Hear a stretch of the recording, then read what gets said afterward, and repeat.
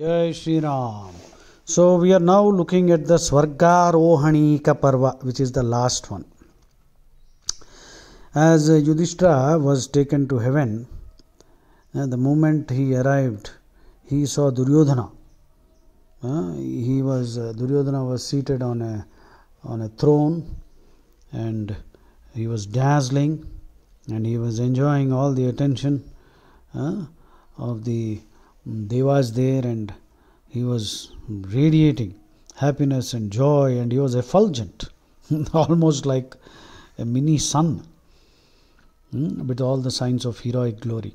So Yudhishthira got very angry, and he turned back from this sight, and he said to the attender, messenger there, take me to where my brothers are. At that time Narada also appeared, and Narada said, O Dharmaraja, you should not feel any such hostility in heaven. In heaven, human feelings have no place.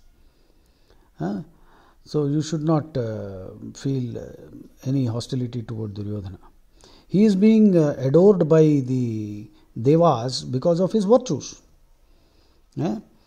You should not remember your enmity or your suffering that you underwent in your human body.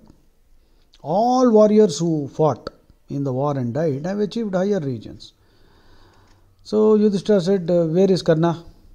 Abhimanyu, Uttamauja, Bhima, Arjuna, Draupadi, where are they?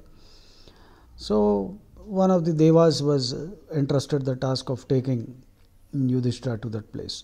So while Yudhishthira was being taken to the place, the path was very dark and difficult and dirty and filthy, and rivers of boiling water, and hair and moss, and all kinds of bones, and crows and other predatory birds were pecking at dead bodies. It was stinking. It was a horrible, foul kind of a path. So Yudhishthira, I believe, asked, how long do we have to walk like this? The messenger said, it's still very far away, and if you don't want to go there, we will return. Yudhishthira was just about to think of returning when he heard a voice. O Dharmaraja, O Maharshi, please stay with us. If you stay here, we get some relief. So Yudhishthira was shocked, and he uttered, he lamented, alas, how painful this must be. What's happening, and who are these people? Whose voice is this? Yudhishthira inquired, who are you, and why are you staying here? Then he heard so many voices. One voice said, I am Karna. Another said, I am Bhima, Arjuna, Nakula, Sahadeva, Draupadi. Yudhishthira literally broke down.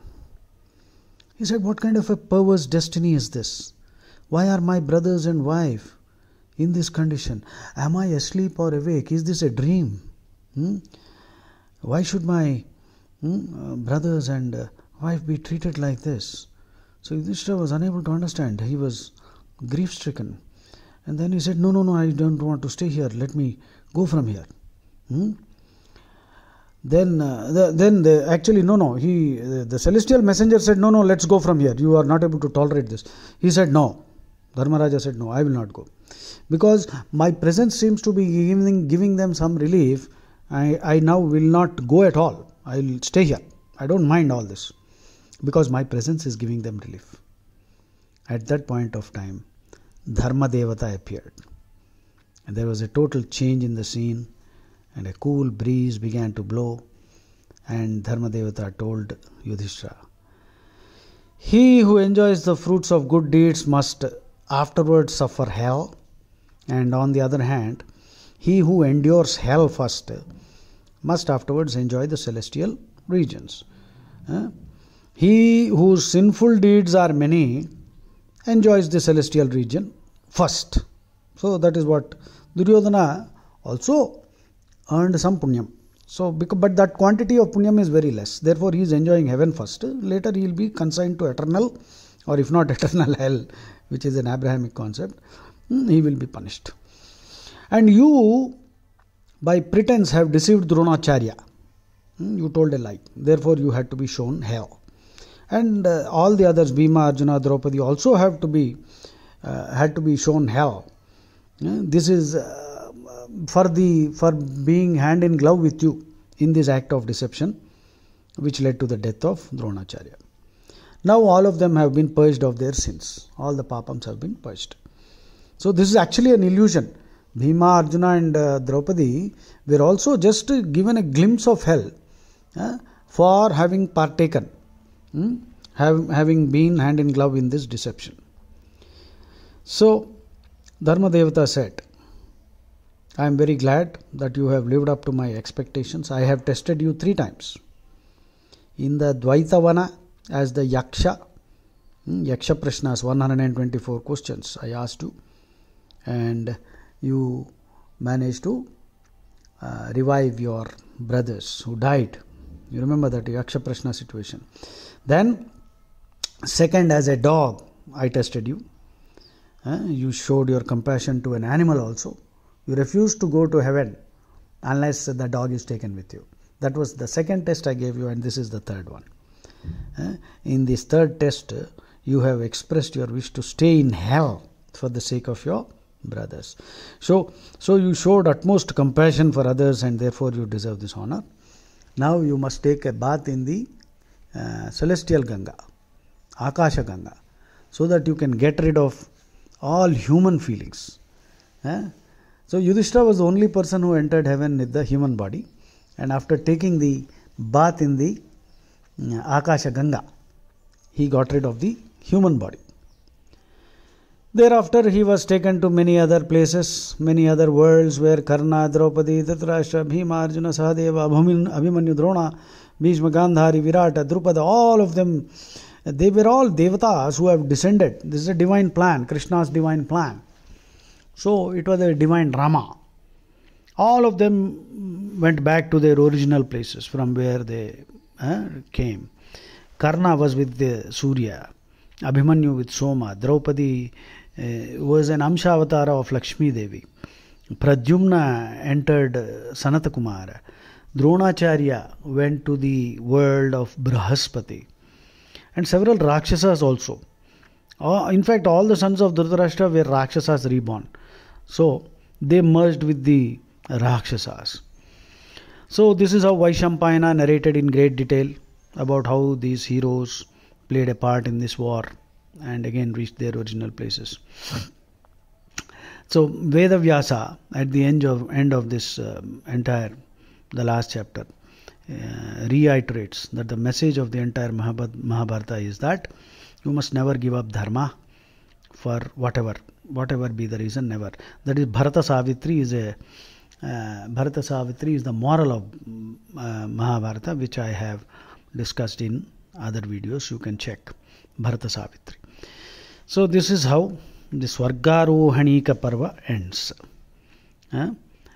And some minor details. You see, Vedavyasa took 3 years to write the Mahabharata, and Vedavyasa composed some 8,800 slokas, which were very tough even for Vinayaka to understand, and that is how Vedavyasa managed to get some free time, because the condition was Vinayaka, as you know, said that everything has to be dictated fast and he cannot wait. So Vedavyasa gave the counter condition that he must understand everything before writing down. In order to gain some time, Vedavyasa composed, I believe, 8,800 verses in a Guhya Bhasha, that is a coded language. So he encrypted it, and Vinayaka took some time to decrypt it. So there are some slokas but I don't think we should waste our time discussing that. So anyway, it is said that Vedavyasa initially prepared 24,000 stanzas only, which later got added and increased, enhanced to 1 lakh. Remember, in the Mahabharata there were 4 Krishnas. One is Krishna. Arjuna himself was called Krishna, though Arjuna was fair-skinned. Panduraja was so fond of Krishna that he called his son Arjuna Krishna. And Vedavyasa is Krishna Dvaipayana, and Draupadi is also named Krishna because she is dark skinned. Okay. So Shanti Parva is the fruit. Shanti Parva is considered the fruit of the Mahabharata, Shanti Parva, in which some 30,000 verses on Dharma Bhishma utters. Okay. And what else? And further, in the Udyoga Parva, Karna confessed to Krishna that all the harsh words that he used against Pandavas were simply to gratify Duryodhana, and that he was full of remorse, he was feeling terrible remorse for these misdeeds. So Karna confessed that also. So the Mahabharata, as usual, is full of controversies on several topics. So we must concentrate on the spiritual message, and we can form our own opinions as far as Dharma goes. So don't waste your time wrangling over petty issues and all those controversies. Again, the war is actually a divine plan, and it all ran according to the Leela of Krishna. And one of the proofs is, why would Yudhishthira think of participating in the dice game second time after having had a bitter experience already? So this is how the divine plan worked. And Yudhishthira himself rationalized that a king cannot, reject a challenge for either a game or a battle. That was not convincing logic. He could have easily said, no, already we had a bad experience, Vastrapaharanam and all that had taken place, so sorry, we cannot. He could have simply washed his hands off and refused to play, but he didn't. So this is how the divine plan works. Krishna Leela is such that he will... All these characters anyway descended from Vaikuntham, Rakshasas from different regions of the universe. So this was enacted to teach us humans a lesson about Dharma and how we must never give up Dharma. Unfortunately, Dharma looks like Adharma sometimes. So all these things are there. Very interesting, discussions on ethics and all that. So, in the initial parvas, you see, Bhudevi, she goes to Mahavishnu and cries because of the atrocities being committed by the kings.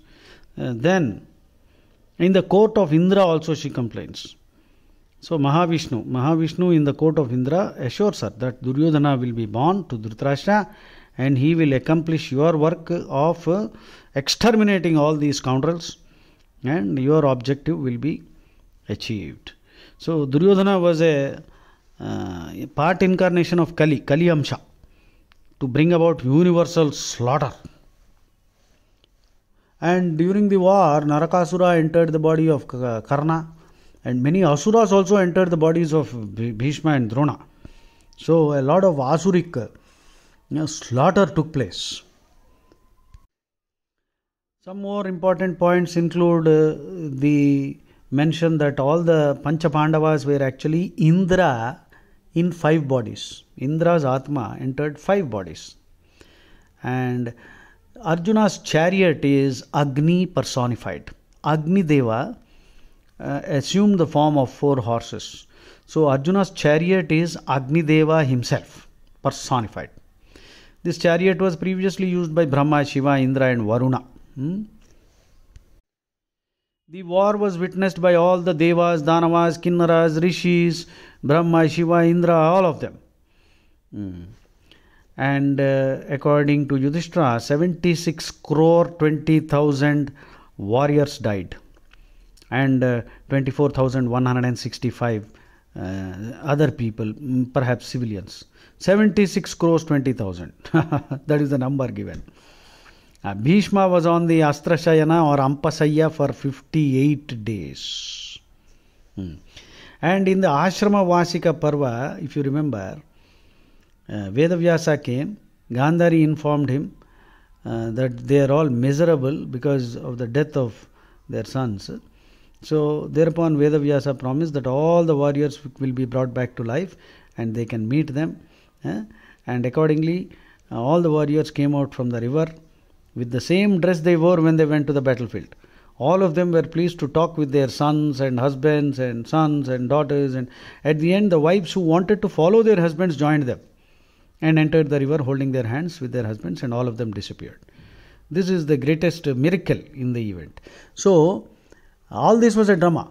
All of them came out of the river Ganga, and the wives held their hands of the husbands, the children also, they all went back into the Ganga. So that means people who descended from different regions, Vaikuntham, all the Devas and all the Asuras from different lokas, they came and they went back. So unnecessary criticism that so many people died is unwarranted, not justified. And at the end of the war, after the coronation of Dharmaraja, Dhritarashtra lived with Dharmaraja for 15 years. And at the end of the 15th year, Dhritarashtra left for the forest along with his wife Gandhari, and Kunti Devi wanted to serve them. And they lived in the forest for 3 years, after which they left the mortal coil. They consigned themselves to Yoga Agni. 18 years after that, the Yadavas died. There was an internecine battle.